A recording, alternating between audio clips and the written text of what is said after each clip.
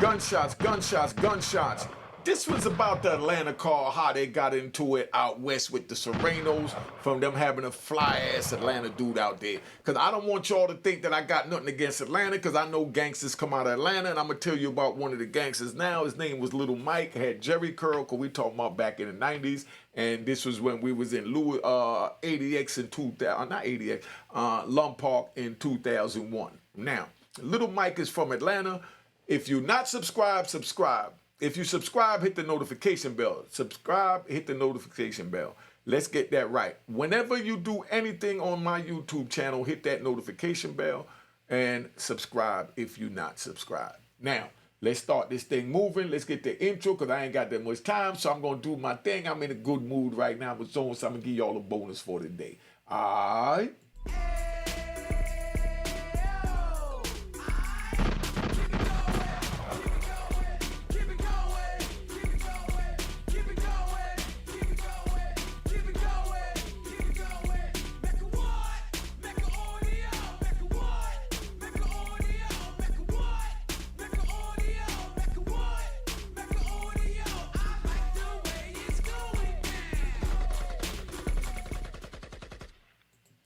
Now, right?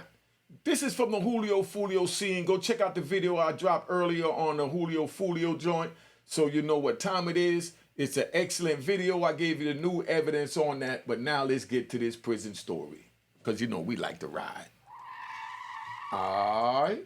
Now, I'm in Lompoc, right? I get to Lompoc. I come from Oklahoma, you know, on the plane. When I get to Oklahoma, it's 2001, right?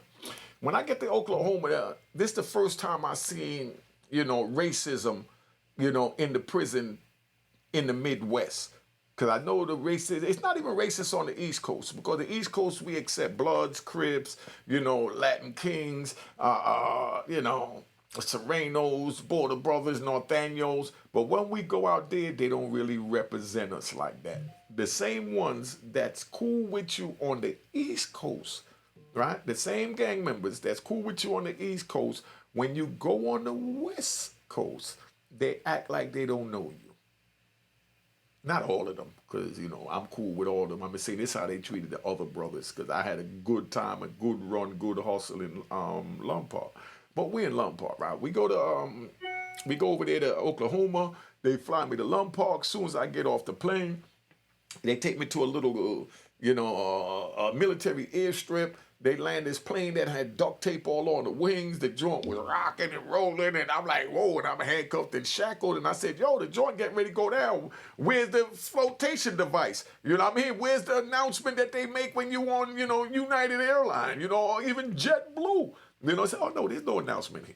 You know what I mean? You're just a convict. If the plane go down, we already know what to do. We got our flotation device. We jump on the plane, and your black ass perish. And that's the end of it, and you're a casualty of the war of, you know, nature. You know? I'm like, whoa, so you say if the plane go down that there's nothing I could do? They said, yeah, hold your breath. I said, whoa. But this is how it was, right? Just so you understand. So if you want to go to prison, experience this guy here. But this is just the way Lompoc is set up, the way I'm showing to you behind you. That's why I use this video. Those are the showers in the front. The two big white doors is the showers in the front, right? Those are the showers. Now, so, you know, that's what the showers are, and the inmates live there. But Lompoc got 4 floors like this, and they don't have no fence around it. I've seen dudes get thrown over those banisters behind me and drop on their head and break their necks. So if you want to go to prison to deal with that, and then in that room with 4 floors, right, could you believe they only had 1 police to watch us? They got 200 and something men in this unit that got 4 floors and, you know what I mean, about 70 cells, 80 cells, and 1 police to watch you. How he know what's going on any floor, any cell when we don't even know when we live there?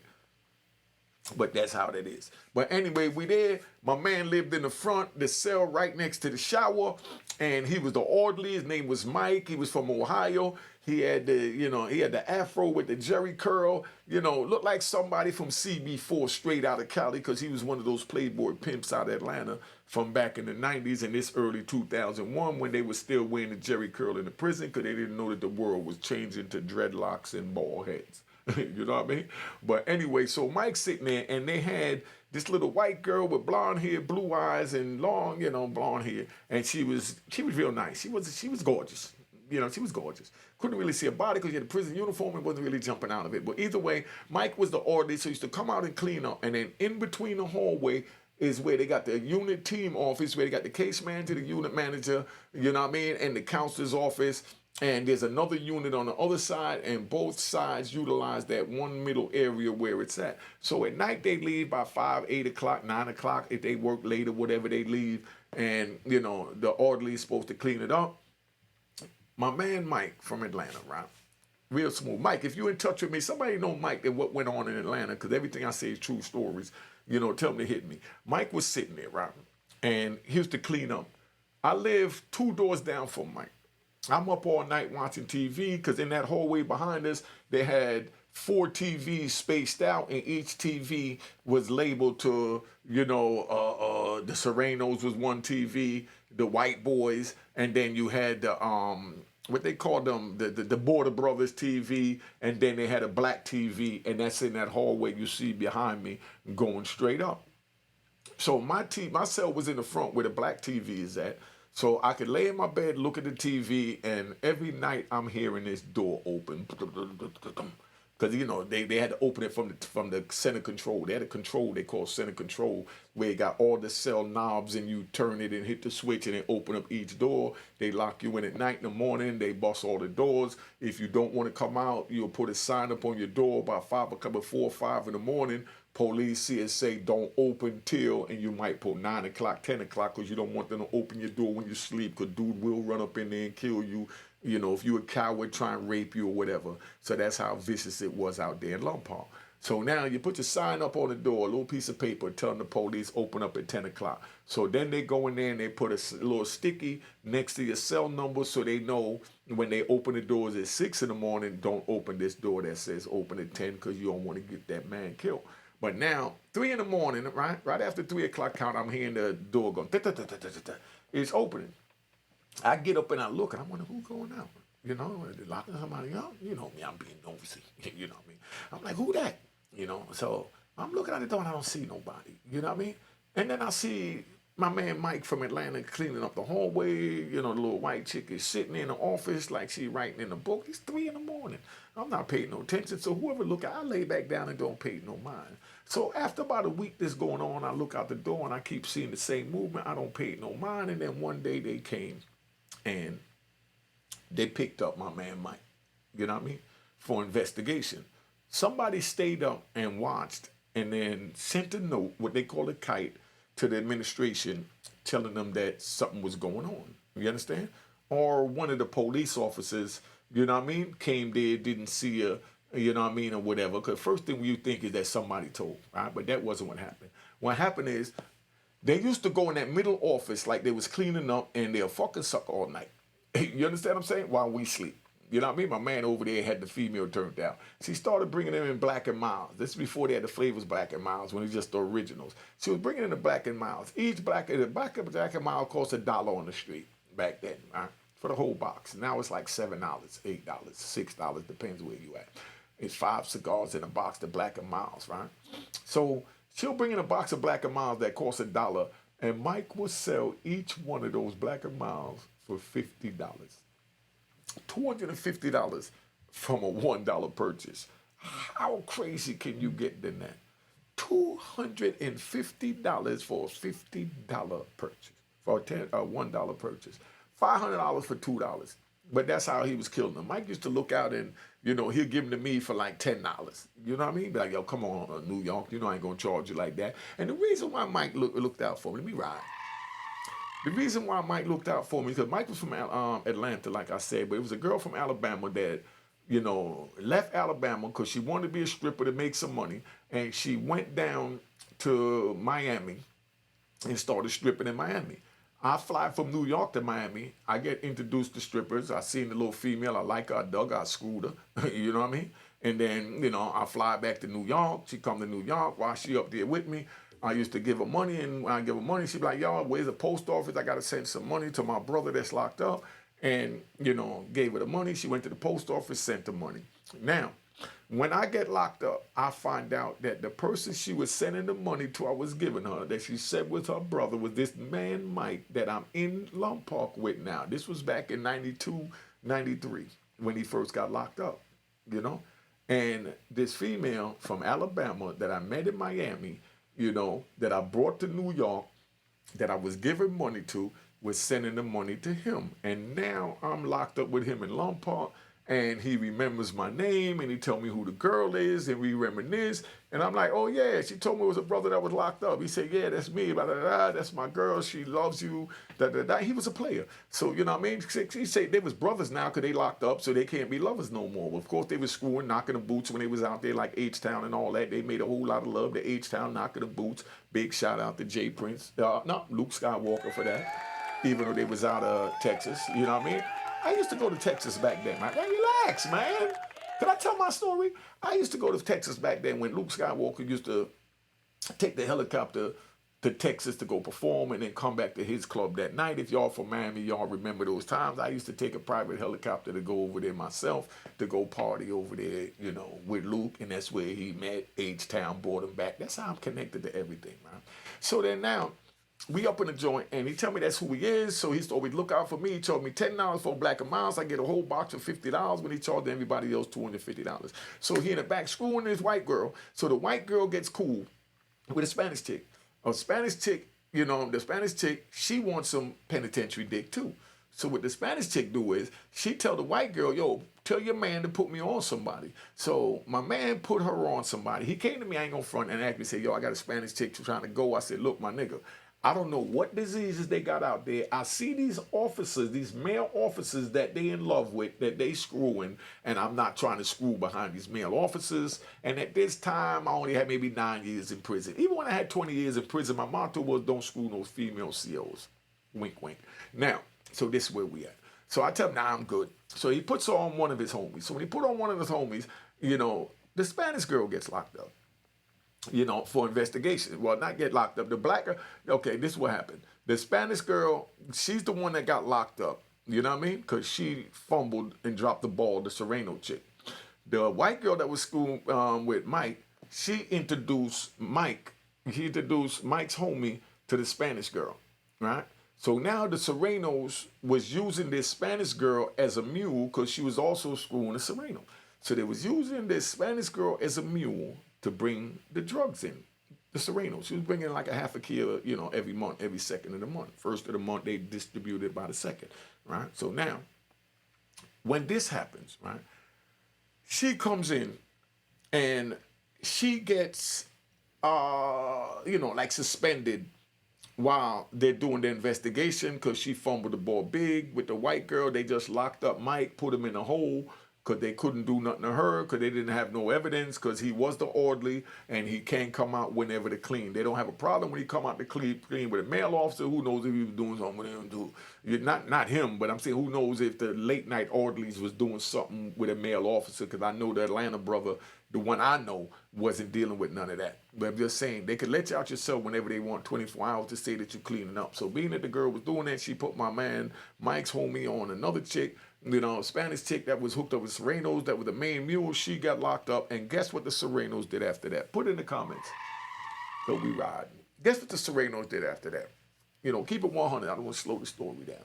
What the Surenos did. Let me give you an example before I do that. That way give you time to put the comment in. What do you think the Surenos did after their main mule got locked up for messing with Atlanta dude? Put it in the comments. Keep it 100.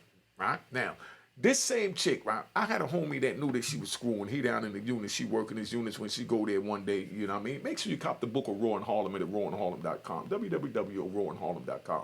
But anyway, she got working down the unit. One of my New York homies down there. And, when they open those doors, they stay open because, like I said, there's a control, and the police not going to keep going to control, open and close it. So we, put two little wooden pegs, and we use some silicone, which is like some see-through glue, and we tap these little hooks that we get made over at CMS in the wood shop, and then we get a blanket, cut 2 little holes, and we put it on the side, and we use that to cover up the thing so we can't see in. So when the police come, if you got the curtain up, they'll tap on the curtain and say, show yourself or whatever. So now, and you stick your hand out, they know you're using the bathroom, and they just keep it moving, right? Because they don't want no problems. But now, this female is working in the unit. My man in the cell, so while he's in the cell, I'm talking fast right now. If you can't keep up, go to another channel. But this is how we doing it for this prison story. So my man is sitting there on the toilet, and she taps on the door, he don't answer. She tap on the curtain, he don't answer. You know what I mean? She kicks the wall, he don't answer. You know? So now she pulls the curtain back. When she pulled the curtain back, he's sitting there butt naked with a hunk of, where's that? With a hunk of manhood in his hand, and he's stroking his joint with the baby oil. And she looks at, oh my God! And she ran and she rolled him off. But now she's already screwing a Sureno, and she just got introduced to a black dude. And then she gets locked up and put in the joint. You know what I mean? Now, so, right? Now we're not going to do a cliffhanger yet. You know what I mean? I want to finish this a little bit more possible. I got to go somewhere, but they'll have to wait. So this is where we at. So now they sit there, and she gets locked up. So let me give you the thing to that, because we riding. She gets fired, so the Surenos went to the white girl and told the white girl, yo, you're gonna have to bring our half kilo of heroin into the prison because you introduced our female Sureno mule to a black dude. Now she's locked up and the business gotta keep going, and it's up to you to bring the drugs in the prison. That's what we're going to end today.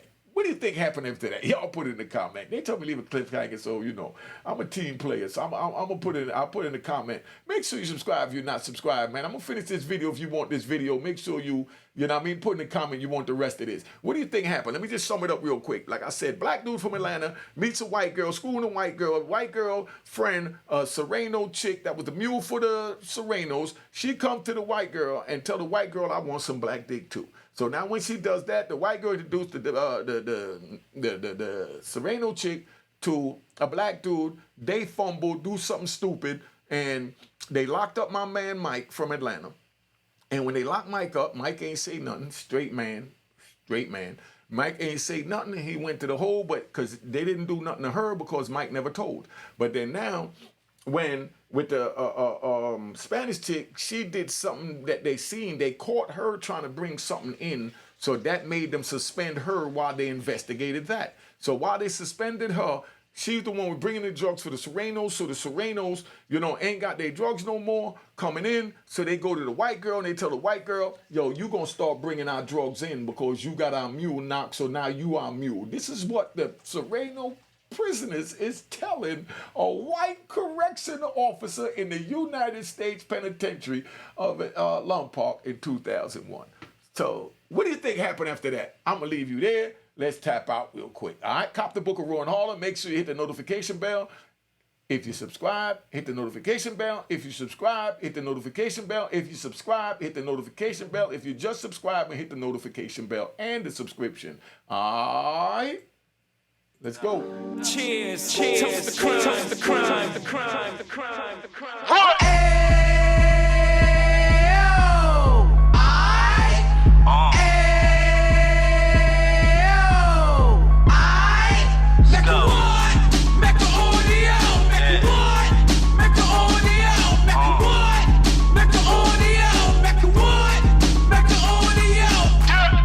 Fresh out the can of 26, he back on the strip, getting back in the mix. What he mentions a gift. You stand up 10 toes down, and I suggest you pay attention to this. Take a little gully posse and put it in Harlem. He cut from the bottom, came up from the bottom. Drop the book, you should go and get it. The Instagram page and the YouTube, you could go and visit. Then you could consider yourself LinkedIn. Sit front row and get Jews from a kingpin. How he went through it, so you ain't gotta go do it. To not pay attention would be stupid. Talking about a man that probably put your grandfather on. Probably the reason that him and your grams got along. A man that generated millions on the block, did his time, never squilling to the cops Mecca audio.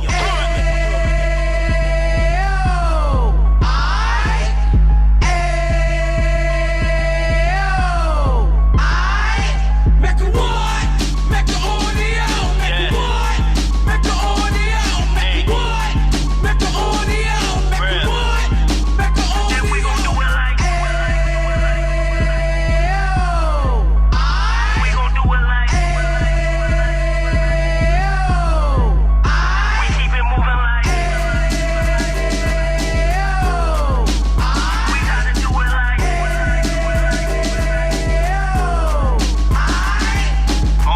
Get it live like 2 G's in the 90s. Drop top beamer so shiny. I let shorty go, she was whining. Treat her like my past, she behind me. Spend a couple bands on the Dapper Dan. You be back again, getting green like a Packers fan. No cap, it's a roaring uptown. They be whoring uptown, Dominican bust down. Now we on the positive, we got a lot to give. Now you trying to stop the kids from being inoperative. So take heed, homie, lend a ear. He started in uptown, he gon' finish dead. But now it ain't about selling drugs, buying cars. It's about buying property to make the community yours.